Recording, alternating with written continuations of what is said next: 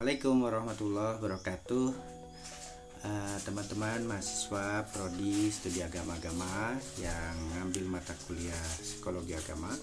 Alhamdulillah pada hari ini kita masih diberi kesempatan oleh Allah Subhanahu wa taala kesehatan, sehingga masih diperkenankan olehnya melaksanakan perkuliahan daring pada pekan ini, karena memang kita diharuskan daring dulu sampai pekan terakhir dari bulan Oktober ini. Kawan-kawan semua, apa kabar? Sehat semua ya? Semoga kita semua dalam keadaan sehat walafiat dan dilindungi oleh Allah Subhanahu wa taala. Amin ya rabbal alamin.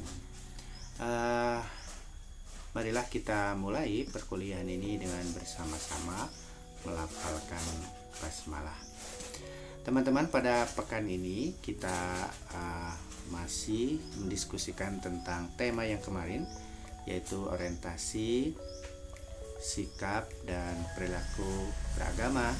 Terima kasih atas tugasnya yang sudah disubmit ke WAG dan nanti akan dimasukkan ke bank nilai kita. Ini adalah bagian kedua dari tema yang sama tentang orientasi, sikap, dan perilaku beragama dalam perspektif psikologi ya. Orientasi itu kemarin kawan-kawan sudah paham semua. Orientasi adalah dalam bahasa kita ya niyah ya, niyah. Bagaimana orang niatnya itu apa melakukan sesuatu perilaku beragama. Apa niat orang melakukan sedekah misalnya, artinya apa orientasinya, apa orientasi atau niat orang atau seseorang melakukan ibadah haji misalnya saat-saat menjelang pemilu nanti, itu akan kita kelihatan, akan kita lihat. Secara umum, secara bipolar, kemarin sudah diskusikan bahwa orientasi beragama itu ada dua ya, dan ini adalah hasil riset. Orientasi beragama adalah bagaimana orang atau pendekatan iman seseorang merujuk pada pendekatan keimanan seseorang. Artinya apa makna iman tersebut dalam kehidupan, dalam perilakunya. Jadi ini kan dalam konteks penelitian psikologi ya, karena kebenarannya adalah kebenaran empirik. Jadi apa makna iman, artinya apa perilaku beragama seseorang itu, orientasinya apa. Dalam konteks riset ini kan pergi ke gereja rutin, dalam konteks Islam kita kan dalam ibadah-ibadah itu kan. Nah, konsep ini dikembangkan oleh Alport kemarin sudah, Allen dan Spilka, bukunya ada itu di perpustakaan. Dan dalam psikologi, orientasi beragama itu atau niat orang melakukan sesuatu itu secara hitam putih bisa dibagi dengan dua, yaitu intrinsik dan ekstrinsik. Beragama intrinsik adalah orang yang hidup berdasarkan agama. Jadi orang yang imannya itu berdasarkan secara internal, berdasarkan agama.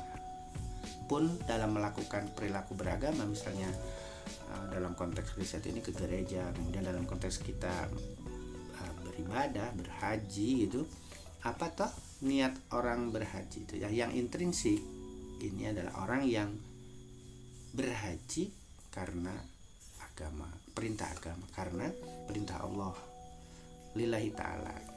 Itu bukan karena mau nyalek gitu. Sebaliknya, orang yang beragama ekstrinsik adalah orang yang hidup menggunakan agama. Orang yang misalnya haji karena akan nyalek supaya ada huruf H besarnya sebelum namanya. Dia berhaji, yang tadi juga berhaji, tetapi yang pertama yang intrinsik, haji itu sebagai perintah agama menyempurnakan keislamannya. Yang ekstrinsik tidak, bukan karena perintah Allah, tetapi karena ada sesuatu yang dia butuhkan dari titel haji itu untuk nyaleg, untuk keamanan, untuk status sosial, agar dihargai orang, agar dipanggil haji dan lain-lain. Nah, dalam psikologi itu dikatakan sebagai orientasi berhaji, orientasi beragama yang ekstrinsik. Singkatnya, dalam Islam orang beragama intrinsik ini ya yang melakukan sesuatu lillahi ta'ala. Yang ekstrinsik ini bukan lillahi ta'ala tapi untuk kebutuhan yang lain, status sosial, prestis, dan keamanan, kenyamanan untuk dirinya.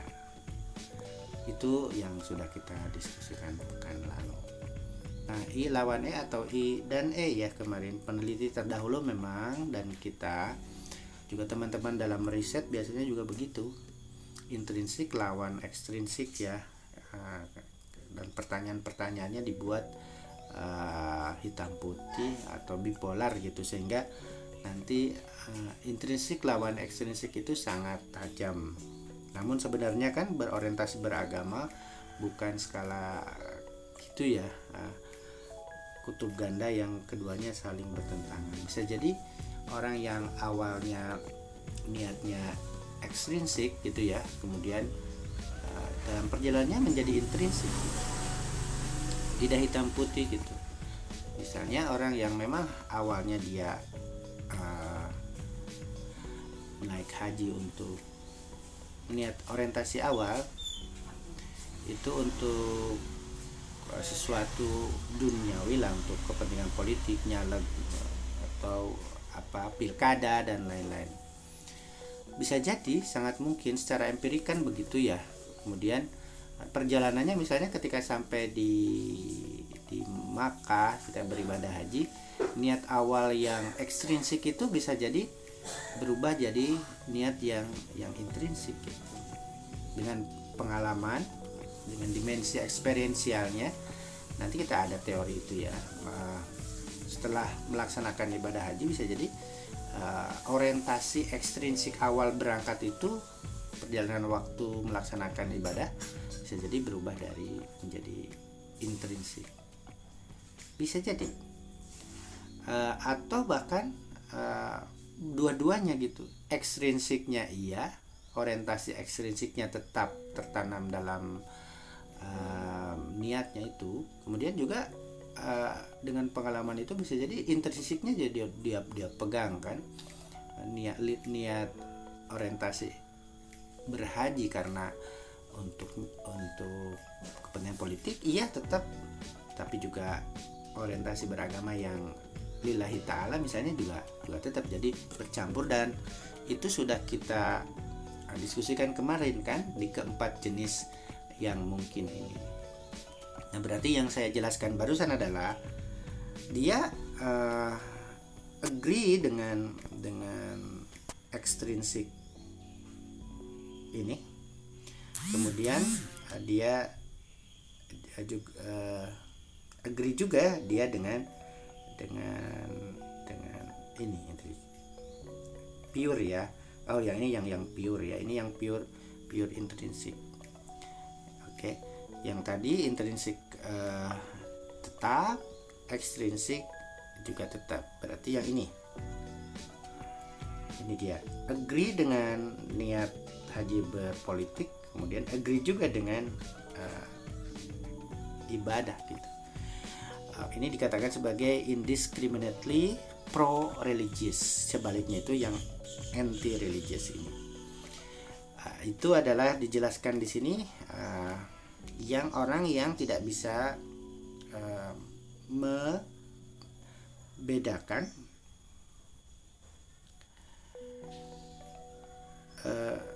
di penjelasan yang kemarin, yang tidak bisa melakukan diferensiasi yang baik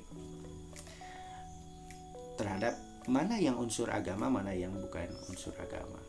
Nanti di sebuah teori kita akan diskusi tentang ada kriteria kematangan beragama itu well differentiated dalam psikologi, sehingga bisa membedakan mana yang intrinsik, mana yang yang ekstrinsik gitu, mana yang memang perintah agama, mana yang bukan. Nah itu bisa jadi terjadi dalam perilaku beragama seseorang. Itu dia. Ini sudah post lecture-nya, saya terima kasih ya. Sekarang ini dia materi yang kedua. Bagaimana hubungan orientasi, sikap, dan perilaku beragama berdasarkan riset-riset yang telah dilakukan, dan mungkin Anda nanti bisa melanjutkannya di riset-riset Anda, di skripsi lah ya. Saya siap membimbingnya itu. Hubungannya bagaimana? Nah, penelitian tahun 40-an, 50-an, saya belum lahir, Anda juga belum lahir, di Amerika ini berulang-ulang menunjukkan keumuman bahwa orang yang beragama, yang indikatornya di sana, yang indikatornya adalah ini dia,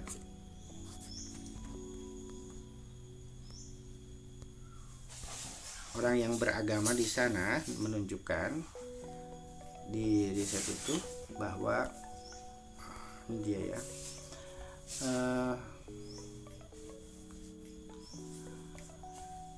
yang indikatornya adalah rutin atau pergilah, bukan rutin ya, pergi ke gereja memperoleh skor lebih tinggi pada prasangkanya. Jadi yang sering ke gereja, yang beribadat, itu lebih tinggi skor prasangkanya dibandingkan dengan yang tidak. Kan ini dalam tradisi keilmuan disebut dengan paradoks ya teman-teman. Dan itu juga penelitian Adorno di tahun yang sama, dia bilang, dia temukan semakin beriman seseorang, yang indikatornya empirik tadi, perilaku ke gereja, lebih besar kemungkinan berprasangka atas dirinya. Lebih mungkin orang yang pergi ke gereja tadi, beriman, merasa diri paling benar, kemudian prejudice baik secara rasial maupun keagamaan merasa lebih baik. Dan itu hal yang klasik ya, bukan hanya sekarang orang yang punya perilaku form tertentu misalnya dalam kostum dan lain-lain, penampilan itu merasa lebih islami ya. Di Islam juga sama itu dalam riset-riset. Mengapa demikian? Kan itu tentu dalam perspektif agama kemunafikan ya, mungkin dalam bahasa psikologi ini itu adalah grand paradox. Mengapa grand paradox? Pastilah paradoks yang sangat besar, karena bagaimana mungkin orang yang sering terlibat dalam aktivitas keagamaan dengan indikator ini pergi ke gereja kok punya prasangka itu kan buruk, suuzon kan bahasa kita, prasangka terhadap orang lain, merasa lebih baik, merasa lebih soleh, merasa lebih suci gitu. Padahal agama sendiri mengajarkan empati, kemanusiaan, cinta kepada sesama. Gitu, semua agama begitu. Jadi prasangka sangat bertentangan dengan ajaran agama universal, semua agama tentang harus kita berempati, tidak boleh apa ya istilah gaul kalian sekarang itu, prejudice ini apa ya, ya merasa lebih keren lah gitu, merasa lebih baik, merasa lebih juga tentang kemanusiaan, karena semua agama mengajarkan kemanusiaan itu sama, nilai kemanusiaan itu sama, sangat berharga yang harus dihargai, dan cinta kepada sesama. Nah, itu paradoks yang besar, grand paradoks yang ditemukan mengapa orang pergi ke gereja kok prasangkanya tinggi. Bisa jadi dalam konteks muslim pun orang yang maaf mungkin jamaahnya rajin ya ke masjid, tetapi prasangkanya ya berjamaah lah gitu, tinggi. Nah, riset ini menemukan grand paradox dan juga menemukan jawaban tentang itu. Jawabannya macam mana? Ini dia. Ada hubungan antara ini dia. Oke. Ditemukan ini adalah kurva linier, hypothetical common sense relationship and actual relationship between church going and prejudice. Ya. Ternyata kita lihat di sini, ini church attendance atau ya beragama, perilaku beragama dengan church going, ya pergi ke gereja, pergi ke masjid. Yang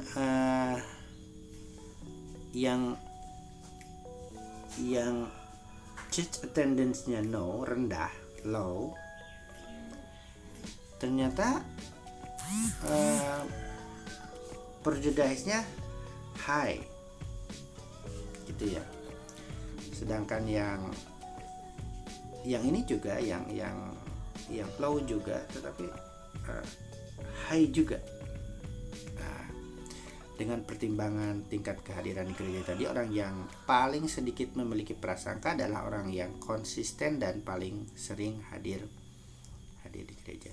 Jadi yang ininya high, yang church going-nya low, itu kecenderungan high dalam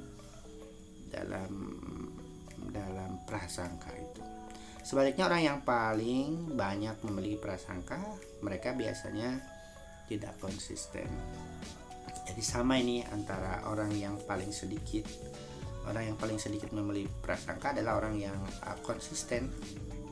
Yang rendah ini orang yang konsisten melaksanakan amanat. Jadi bisa jadi yang bolong-bolong itu yang dengan kata lain begini, orang yang sebelum saya jelaskan itu ada satu kurva lagi yang akan menjelaskan tentang hubungan prasangka dengan orientasi beragama sebetulnya kan. Nah, ternyata kehadiran di gereja tadi atau orang yang melakukan peribadatan tertentu, kenapa prejudice-nya tinggi? Ada kaitannya dengan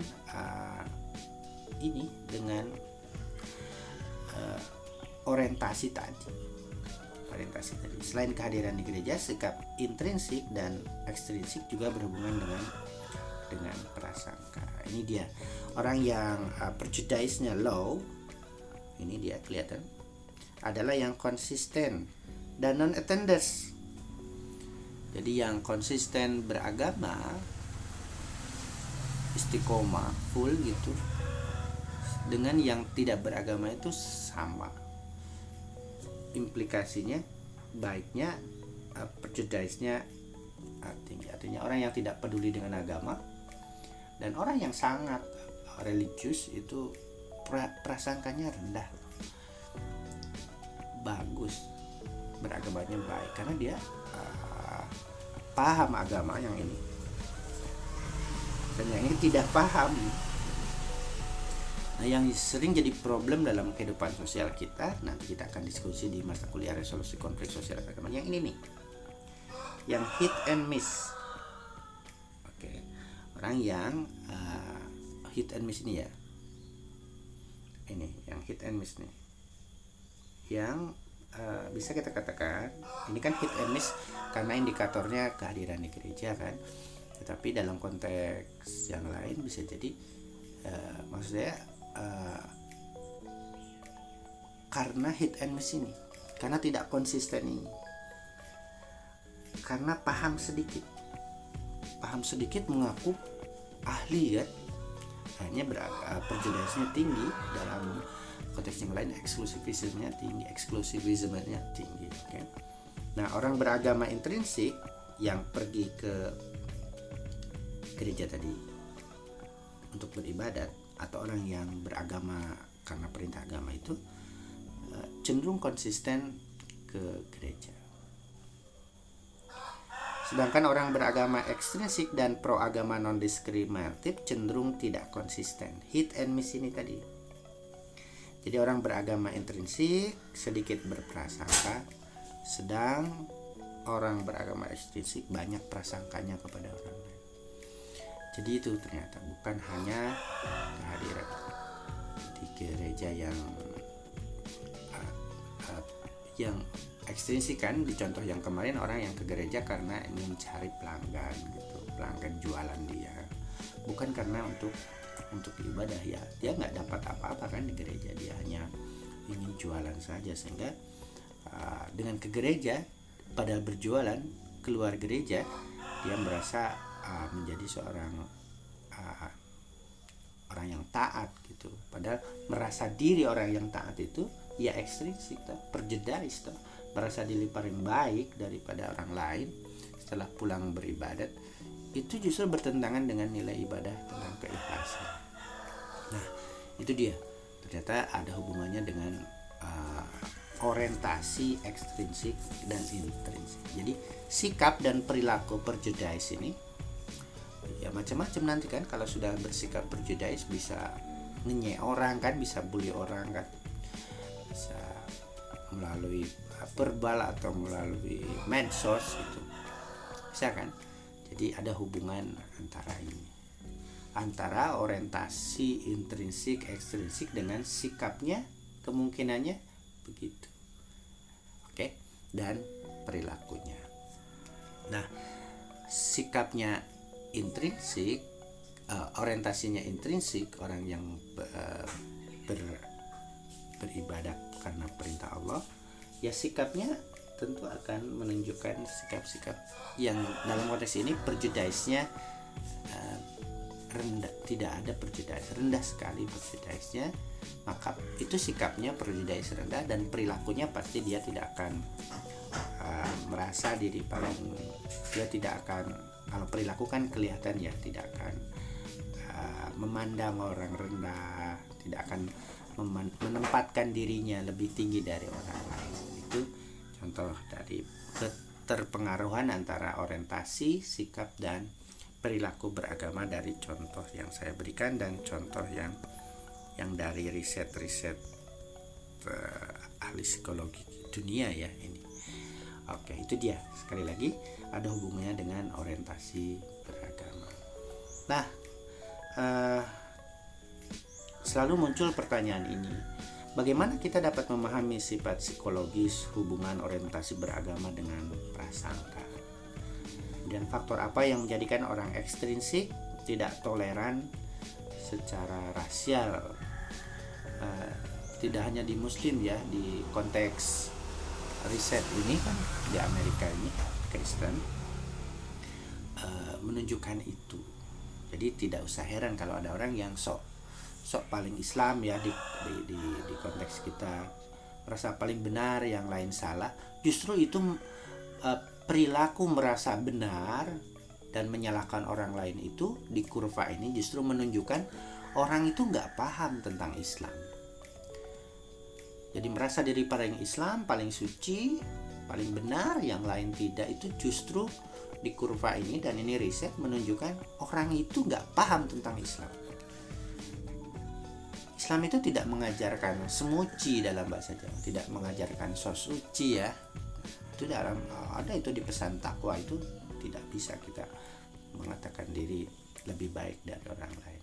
Nah, itu dia yang hit and miss ya dalam riset ini. Hit and miss itu ya hanya paham Islam sedikit saja, sehingga yang sedikit itu untuk menjudge orang, untuk merasa paling benar terhadap orang lain, dan itu secara psikologis justru menunjukkan hit and miss tadi, ketidakpahaman. Nah teman-teman, orang beragama ekstrinsik memiliki kebutuhan. Untuk menjawab itu, faktor apa yang menjadikan orang ekstrinsik dan tidak toleran secara rasial? Karena orang beragama ekstrinsik ini yang memanfaatkan agama ya, dia berhaji misalnya atau apa ya, karena demi keamanan, dia merasa aman dengan statusnya, kemudian demi kenyamanan, nyaman sekali dipanggil Pak Haji misalnya, demi status dan lain-lain yang dapat dipenuhi oleh agama, oleh haji. Jadi berhaji untuk keamanan ini, keamanan, aman lah gitu, untuk kenyamanan, status dan lain-lain. Oke. Nah itu dia. Dan menurut riset Alport, semua itu juga dipenuhi oleh sikap prasangka. Jadi merendahkan orang lain itu menurut orang ekstrinsik ini, ia mendatangkan kepuasan, kenyamanan, status, keamanan kan, dengan berprasangka. Justru itu grand paradoks tadi. Prasangka menawarkan keamanan dan kenyamanan individual, juga status dan dukungan sosial. Jadi sesuatu yang sekali lagi grand paradoks tadi. Oke. Ini dia kawan-kawan, mengapa orang menjadikan orientasi ekstrinsik dan mengapa tidak toleran. Sungguh tidak toleran teman-teman orang yang beragama hit and miss tadi, yang ekstrinsik, yang paham sedikit-sedikit tentang agamanya tetapi merasa paling paham. Coba dalam konteks komunitas muslim ya, bisa bahasa Arab aja tidak, tapi kok merasa paling paham tentang Quran, tentang hadis, term-term apa dia tafsirkan seenaknya. Itu yang orang-orang hit and miss. Padahal orang yang bisa bahasa Arab itu sangat hati-hati sekali memahami teks Quran, hadis, karena terkait dengan konteks ya, dengan asbabun nuzul, dengan asbabul urut. Tapi itu sudah dibuktikan di riset psikologi agama bahwa memang yang begitu-begitu tuh yang prejudice-nya tinggi, orang yang prejudice-nya tinggi. Oke.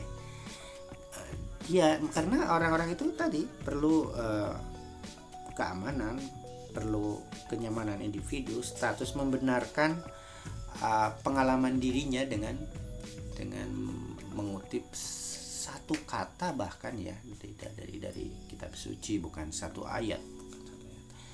Oke, itu menjadi poin penting di perkuliahan orientasi sikap dan beragama, dan juga secara akademik begitu ya. Dan tentu mari kita lihat introspeksi diri kita sendiri, apakah kita termasuk orientasi yang beragama ekstrinsik yang melakukan prejudice untuk mengamankan, untuk menyamankan, untuk menjaga status dan dukungan sosial kita. Baik teman-teman semua, di slide terakhir ini post lecture testnya ada pertanyaan dari saya.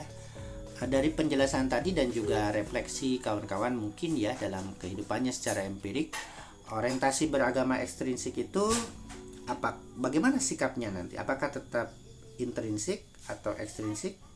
Teman-teman jelaskan. Kemudian perilaku beragama macam mana? Beri contoh. Kedua, orang yang beragama ekstrinsik apakah tetap ekstrinsik atau juga intrinsik? Bagaimana perilakunya? Sikapnya bagaimana? Dan beri contoh. Seperti biasa ada post lecture ini dan teman-teman coba jawab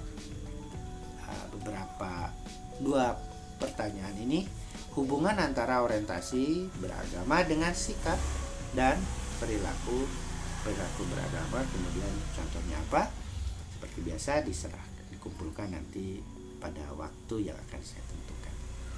Demikian teman-teman perkuliahan daring pada pekan ini. Setelah ini pekan depan ada waktu untuk ujian tengah semester, dan awal November kita akan kuliah lagi dengan teori psikologi agama yang lain, tetapi insya Allah sudah tidak daring lagi, kita akan luring. Semoga ada manfaatnya apa yang kita diskusikan pada pagi hari ini. Yang pertama secara akademik, yang kedua mungkin juga untuk melihat refleksi diri kita, memperbaiki diri, bagaimana kita berperilaku agama, berorientasi, bersikap dan berperilaku agama secara selama ini. Mari kita orientasikan secara intrinsik, dan kalau ekstrinsik mari kita kembalikan ke ekstrinsik, karena beragama yang intrinsik itu justru untuk diri kita sendiri, untuk kebahagiaan kita, kenyamanan kita, dan ketulusan kita, hubungan kita dengan yang di atas, dengan Allah Subhanahu wa taala. Marilah kita tutup perkuliahan daring pada pagi atau hari ini dengan bersama-sama melafalkan hamdalah, alhamdulillahirabbil alamin.